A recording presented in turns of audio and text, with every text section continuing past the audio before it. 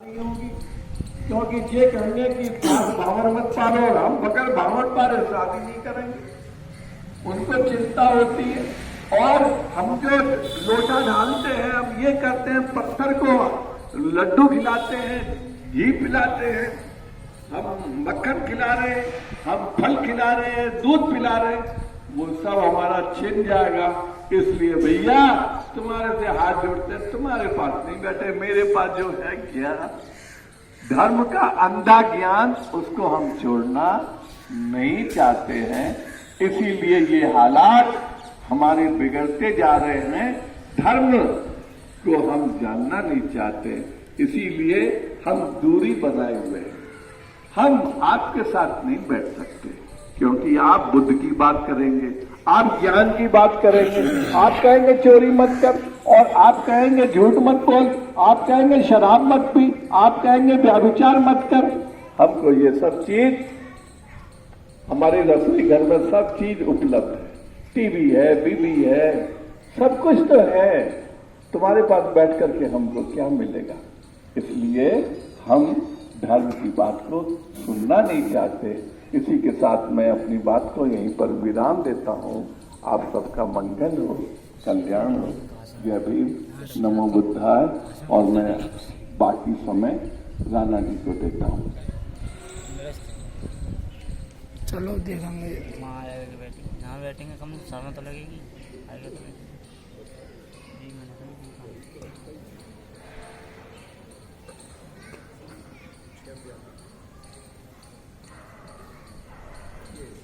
प्रातः स्मरणीय भगवान बुद्ध को सत सत नमन करते हुए परम पूज्य बाबा साहब डॉक्टर अम्बेडकर के चरणों में अपने श्रद्धा सुमन अर्पित करते हुए पूज्य भंते जी जिनके सानिध्य में यह धर्मगोष्ठी चल रही है, इस धर्मगोष्ठी में उपस्थित हुए सम्मानित सभी उपासक उपासिकाओं, प्रिय बच्चों, आपके अंदर निहित बुद्धत्व को मैं सत नमन करता हूँ।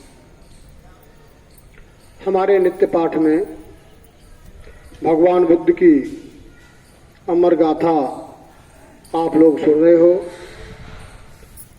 कल हमने अपनी बात को समाप्त किया था कि भृगु ऋषि के आश्रम में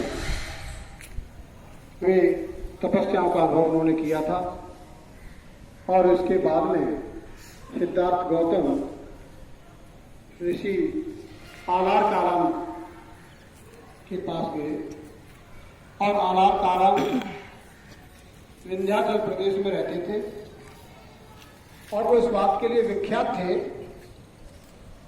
कि सांख्य दर्शन के प्रकांड विद्वान थे।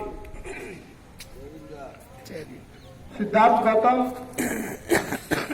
विंध्याचल प्रदेश आलार कालम जी के पास पहुंचे, और वहां उन्होंने उनसे आग्रह किया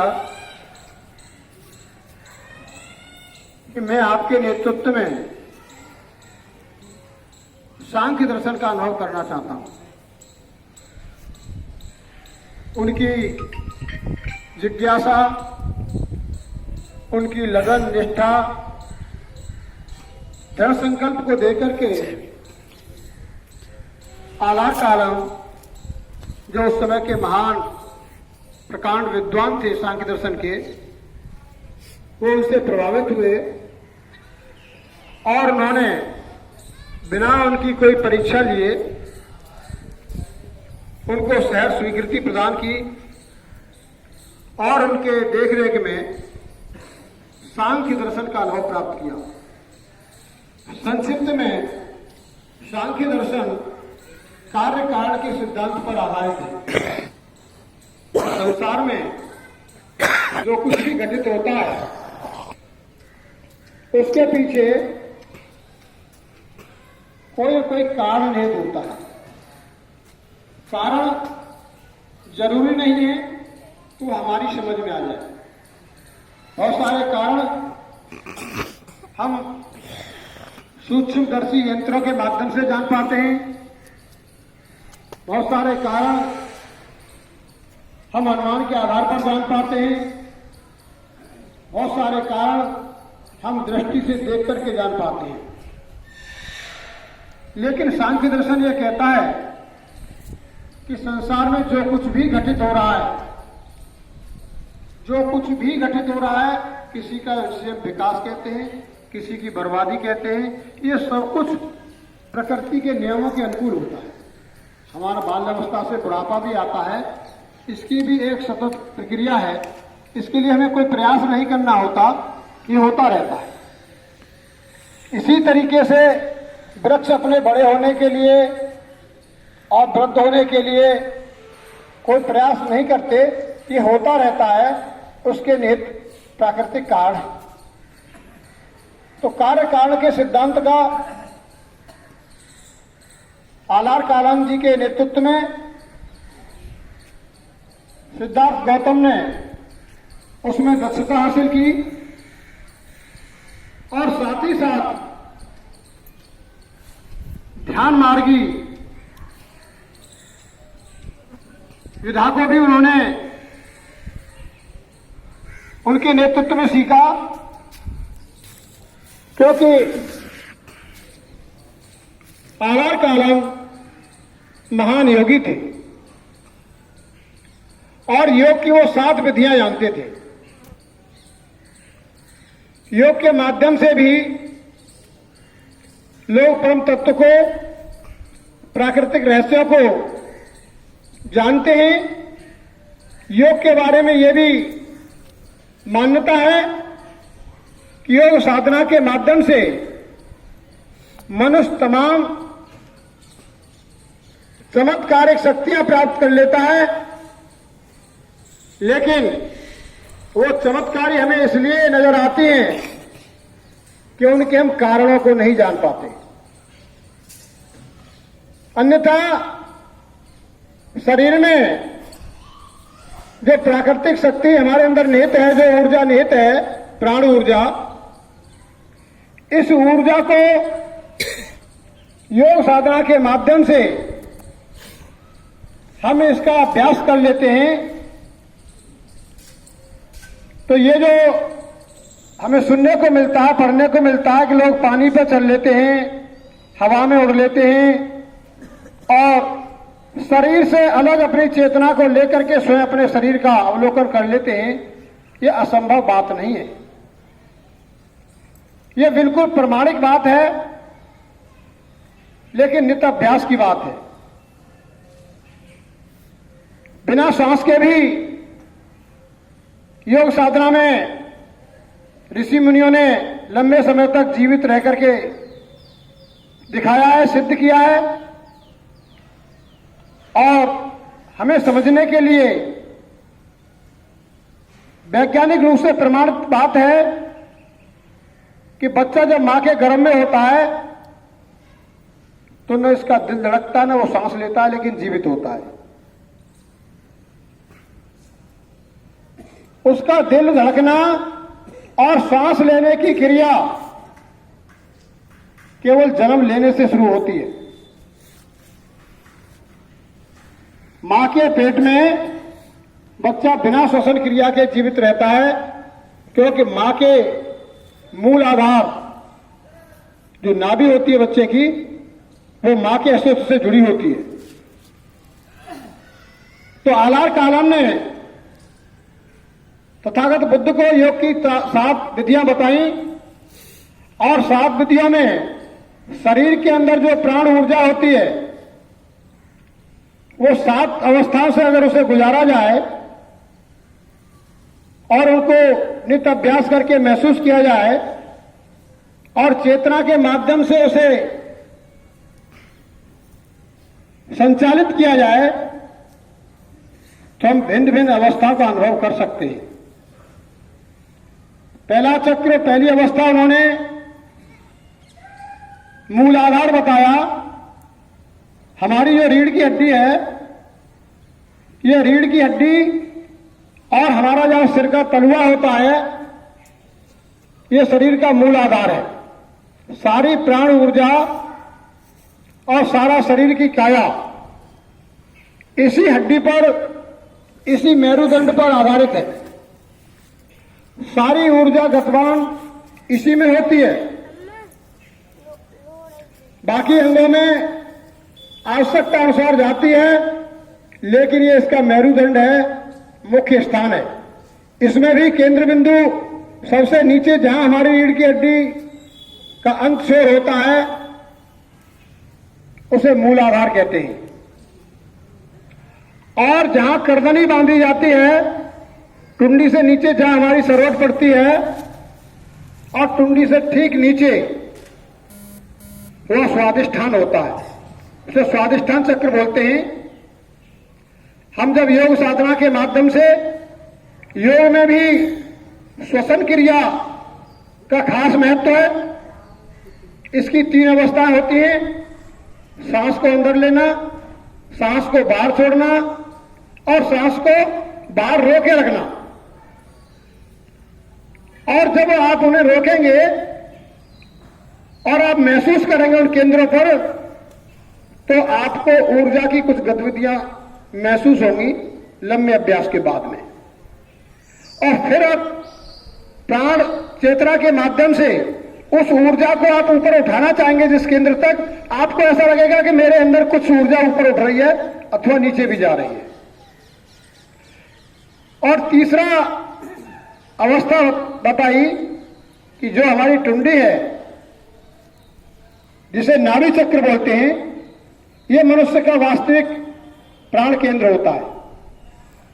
हमें महसूस श्वास लेना फेफड़ों में जरूर महसूस होता है, लेकिन हमारा जो मूल आधार है, शक्ति का ऊर्जा केंद्र है, वो प्राण वायु होती है, वो नाभि में होती है। क्योंकि जब तक जैसे मां के पेट से पैदा होते हैं तो सबसे पहले हमारा नार काटा जाता है। और आपने देखा है कोई भी फल जो लगता है उसका जो मूल डंठल होता है, उस डंठल से ही वो आगे तक बढ़ता है। इसी तरीके से मनुष्य जब पैदा होता है तो जो नार जो होता है, जो टुंडी जो होती है, उसे लगा होता है, वो हमारा मूल आधार होता है। और उसी में हमारी प्राण ऊर्जा निहित होती है। इसे हम नाभि चक्र कहते हैं और कुछ योग साधना में इसे ही भवसागर कहते हैं। भवसागर का मतलब हमारी जो चेतना है वो नीचे कोई बहती है, स्वाभाविक बात है। हमने पहले भी कहा था, नीचे गिरने के लिए ज्यादा प्रयास करने की जरूरत नहीं होती, आदमी स्वतः गिर जाता है। ऊपर उठने के लिए प्रयास करना पड़ता है। जो नाभि चक्र है, ये हमारी प्राण ऊर्जा है, ऊर्जा का मुख्य केंद्र है। नीचे ऊर्जा को जाने के लिए हमें कोई प्रयास नहीं करना पड़ता, ये स्वतः चली जाती है। और उस ऊर्जा में इतनी शक्ति होती है, इतना वेग होता है कि प्रजनन के माध्यम से अपनी जैसी संतानें पैदा कर देता है।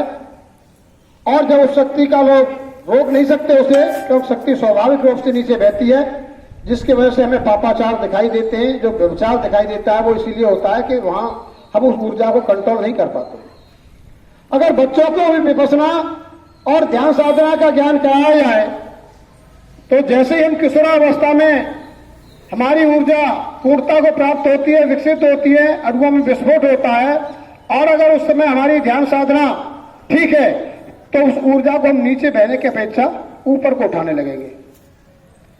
और वो जब ऊपर को उठेगी तो जो हमारा भवसागर है, जो नाभि केंद्र है, जो तीसरा चक्र है, वो चौथा केंद्र हमारा अनाहत केंद्र, इस अनाहत चक्र पर हमें महसूस होगी। और अनाहत चक्र जो होता है, यहां भाव पैदा होता है। भाव और विचार दो अलग चीज है। भाव सुख और दुख का अनुभव करता है, और सुख और दुख में महसूस करने के बाद में विचार उसे कार्य में परिणत करता है। इसलिए हमारे अंदर कैसा भाव पैदा हो रहा है, कभी कभी डर का भाव पैदा होता है, खुशी का भाव होता है, कुछ करने का भाव पैदा होता है, और वो ऊर्जा यहां जब आती है, जिसे हम जो है स्वादिष्ठान कहते हैं। और इससे अगला चक्र जो है वो विशुद्धि चक्र है, जो कंठ से बोलते हैं। जब हम ध्यान साधना के माध्यम से, चेतना के माध्यम से उसको ऊपर उठाएंगे तो स्वादिष्ठान पर आपको कुछ महसूस होगा। और अगला जो छठवां चक्र है वो है आज्ञा चक्र। वो हमारे दोनों आंखों के बीच में जो हमारी माता बहना बिंदी लगाती हैं, ये आज्ञा चक्र होता है यहाँ पर। इसीलिए बहुत सारे योगी, बहुत सारे साधु संत लोग यहाँ पर टीका लगाते हैं। वो इस बात का प्रतीक होता है कि इसको जगाना है, जगाना है इसको। यही हमारी ऊर्जा होती है। तो वो बहुत सारे टीका अलग अलग तरीके से लगाते हैं। माता बहनें हमारी जो है बिंदी लगाती हैं, वह लगाने की कुछ भी जरूरत नहीं है, महसूस करने की जरूरत है। यही से हमें आज्ञा चक्र चलता है। और सातवां चक्र बताया वो है शास्त्र चक्र। वो जहां हमारा जो छोटे छोटे बच्चे होते हैं तो जैसे दिल धड़कता है, इसी तरीके से तलुआ भी धड़कता है। लेकिन हमारी अवस्था के बाद में त्वचा हार्ड हो जाती है तो हमें महसूस नहीं होता। तो हम उस प्राणवायु को यहां तक ला सकते हैं, शेष शरीर हमारा निष्क्रिय भी हो सकता है। और इसे ही अंतिम अवस्था बोलते हैं, जिसे राधा स्वामी मत में श्रुति बोलते हैं। और कबीर बाणी में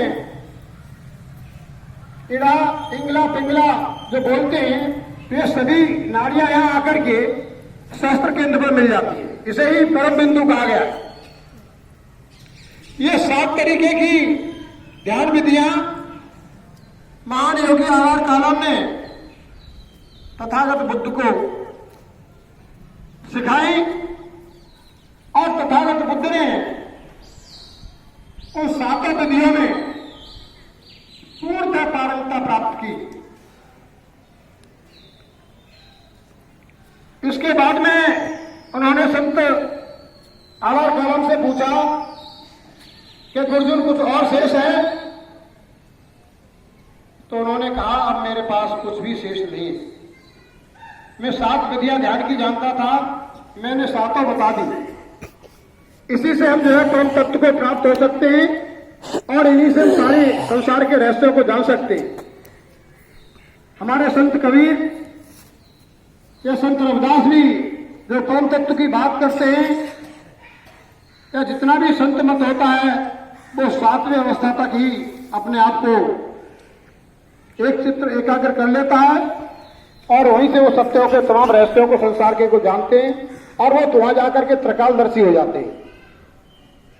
वो कालातीत हो जाते हैं, वह समय नष्ट हो जाता है, सब कुछ इस तरीके के दृष्टा बन जाते हैं कि संसार में क्या घटित होने वाला है वो उन्हें पूर्ण अनुभव होता है। लेकिन ये साधना आसान नहीं है। ये साधना कि हमें नित्य अभ्यास करना पड़ता है। भगवान बुद्ध को इस तरीके की साधना करने में काफी समय गुजारना पड़ा था।